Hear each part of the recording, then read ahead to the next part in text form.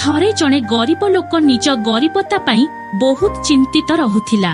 गरीबता जोगु ताहाकु निज स्त्री ओ पिलांकु संभाळिबा कष्टकर हेउथिला। निज परिवार पाई दुईउली खाइबाकु मध्य जोगाड़ करि पारु नथिला। से एभली जीवन बंचिबा पाई विरक्ति होई जाइथिला। एहा ताहाकु मानसिक कष्ट देउथिला।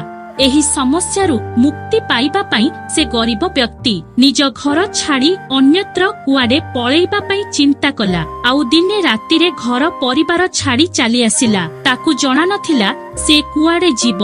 से केवल चली जाउथिला। चली चली से गोटी नदी कूଳରେ पहुंचिला। सेठारे जणे साधु निज शिष्य मानक सह डेरा पकाइथिले। एहा देखि से गरीब व्यक्ति भाबिला से सन्यासी होइजिबो ओ से साधुंक सह विचरण करिबो। तापरे से गरीब व्यक्ति साधुंक पाखकु गला ओ तांक चरणरे लोटी जाई निजकु शिष्य भाबरे ग्रहण करिबा पई निवेदन कला। साधु ताहाकु ध्यानर सह देखि अल्प हसिले ओ ताहाकु निज सह रहिबा पई अनुमति देले। तापर दिन जेतेबेले सेमाने भ्रमणरे बाहरिले से गरीब व्यक्ति मध्य सेमानंक सह चलिला। सेतेबेले खरा दिनर समय थिला ओ बहुत गरम लागुथिला। तथापि साधुंक दल आगकु बढ़ी चालुथिले। सेमाने गोटे जंगल देई जाउथिले ओ गोटिए गछ तळे किछि समय विश्राम पई रहिले। कठिन खरा ओ लंबा यात्रा जोगु साधुंकु बहुत शोष लागुथिला। सेथिपई साधु नुआ शिष्यकु डाकी पाखरे थिबा पोखरीरु पानी आनिबा पई कहिले। साधुंक आदेश पई से गरीब व्यक्ति पोखरीकु पानी आनिबाकु गला। पोखरी पाखरे पहुंची से देखिला किछि वन्य जंतु पोखरी भितरे पसी जाइथिले, जाहा द्वारा पानी गोलिया होई जाइथिला। से गरीब व्यक्ति को देखि समस्त वन्य जंतु डरी जाई पोखरीरु बाहरी पळेई गले। किंतु पोखरीर पानी बहुत गोलिया होई जाइथिबारु से पानी न नेई फेरी आसिला। फेरी आसी साधु को कहिला, गुरुदेव पोखरीर पानी बहुत गोलिया होई जाइछि ओ ताहा पीबा पई योग्य नुहे। शिष्यर कथा सुनी साधु किछि समय शांत रहिले।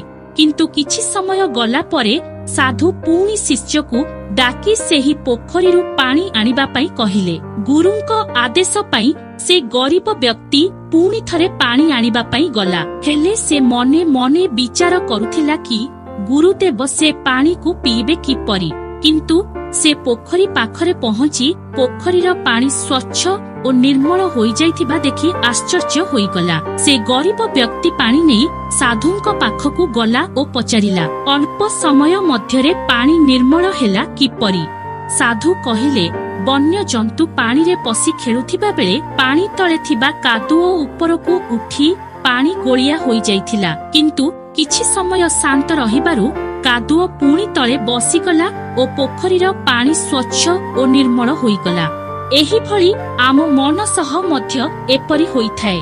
व्यस्तबहुलता, समस्या ओ अशांति आम मन को अस्तव्यस्त करि देइथाय। आउ से समय रे आमे किछि न बुझी न सुझी भूल रास्ता आपणे थाउ। परंतु कोनोसी निर्णय नेबा पूर्वरु आमे आम मन को शांत रखी धैर्यर सह विचार करिबा, ताहेले से पानीर कादुओ परी आम व्यस्तता मध्य शांत होइजिबो। आउ से भली परिस्थिति रे नेला निर्णय सठिक होइथाय। तेणु खराब परिस्थिति रे केबे आमको धैर्यहरा हेबा उचित नुहे। साधुंकर सेही कथा से गरीब व्यक्ति बुझी पारिला। आउ जेतेबेले शांत मन सह बसी निज द्वारा निया जाइथिबा निर्णय उपरे विचार कला, सेतेबेले से अनुभव करि पारिला जे से निज घर परिवार छाड़ी चली आसी बहुत बड़ भूल करिछि। ताहार अनुपस्थिति रे तार स्त्री ओ पिला छुआंकु आहुरी बहुत बड़ समस्यार सामना करिबाकु पडुथिबो। ताहाकु स्वामी ओ बापार कर्तव्य पालन करिबाकु पडिबो। सेथिपई से साधुंक अनुमति पई घरकु फेरी गला। बंधुगण, एही कहानी रु आमे सिखिलु जे केबे अशांत मन ओ तरबर होई निर्णय नेबा उचित नुहे। आमको मन को शांत करी भविष्य विषय रे विचार करी निर्णय नेबा उचित अटे।